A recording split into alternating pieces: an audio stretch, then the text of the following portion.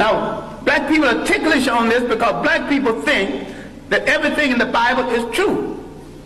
I question the intelligence of anyone who thinks everything in the Bible is true or supposed to be true.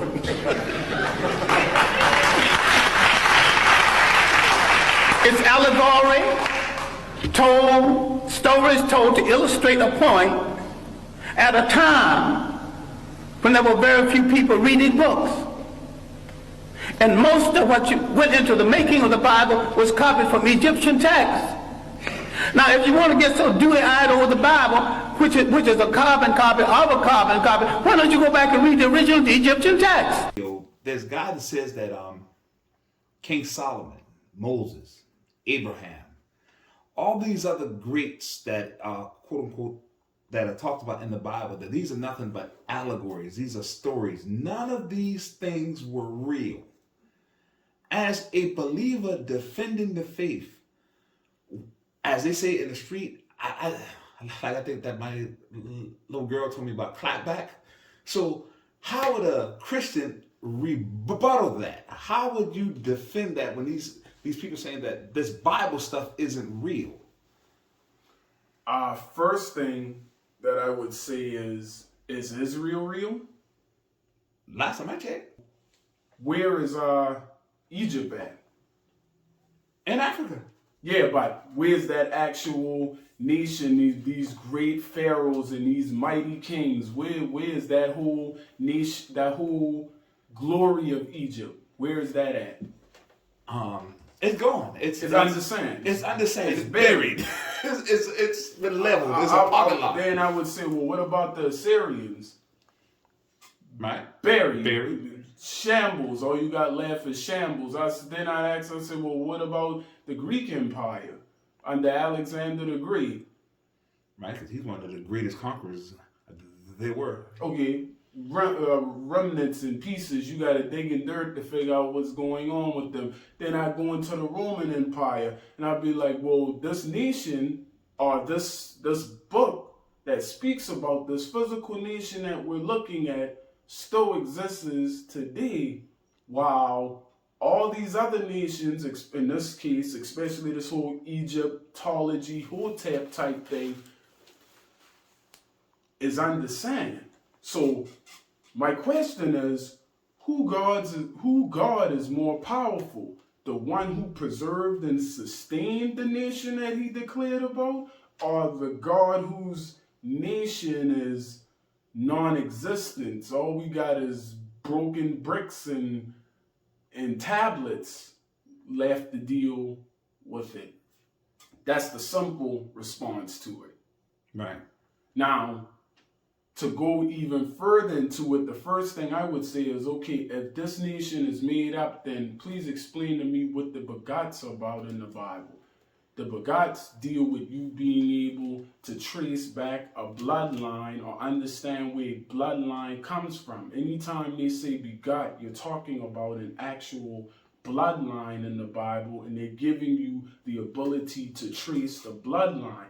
The next thing I would bring up is, well, hey, so what is Egypt talking about dealing with the Israel stele when they make reference to Israel? The Israel stele is made by Pharaoh Merimta, and he speaks about the nation of Israel after they conquer the sea people. And this is over a couple hundred, almost thousands of years. This is before Christ came into existence.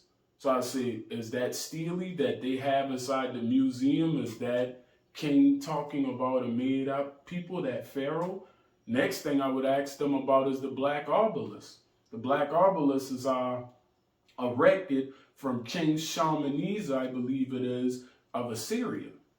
And on the obelisk, on the black obelisk, which is also in a museum, I believe it's the Britain Museum, if I'm not mistaken, it speaks of a record of King Shalmaneser III of the Assyrian Empire receiving tribute from King Jehu of Israel, which again speaks of people who are in the Bible, you said, that don't exist. But King Jehu has been shown to exist according to a whole nother nation. They call him a king by name. They call him the king of Israel by name, speaks of the tribute he gave to King Shalmaneser III, and speaks of everything that was with the tribute. So that would be my first two things. You have one nation, that's one witness, right, being Egypt, Pharaoh Lorentar, and then you have a second witness being King Shalmaneser of the Assyrian Empire, and they have these things written in stone, physical evidence that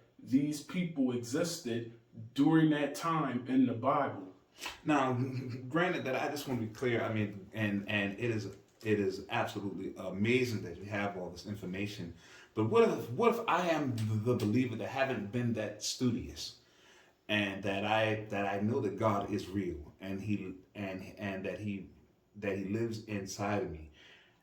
Is there any more simpler, or something that is more not as complex, like me? Like I would have said, well, explain to me.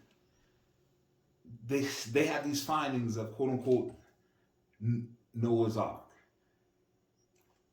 Is there any type of examples that just off the top of your head, that's even if it's that's if it is possible, that some more simpler ways to explain, to defend the faith? That's if I'm that person that is not that studious. Well, the simplest answer I gave was in the beginning. For a nation that's made up, how does this nation still exist today? Right. For a nation that is made up, how does this nation still exist today? That's the simplest answer. Okay, you're saying this nation is made up.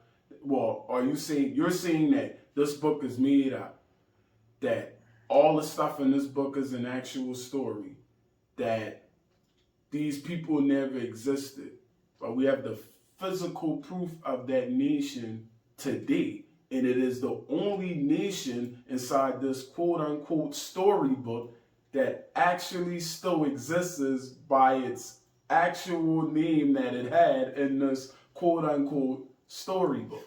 Right. So the idea that you said something earlier about Hotep and Egyptology. Even in that video they post on Facebook, that this guy was doing a comparison of saying that the actual story of Christ being an allegory is that they got it from Horus and Isis, about how the fact that Horus, and was conceived by the Immaculate Conception, and he does that. Well, as you can see in the video, he actually did this comparison. And can we just dive into that like real quick?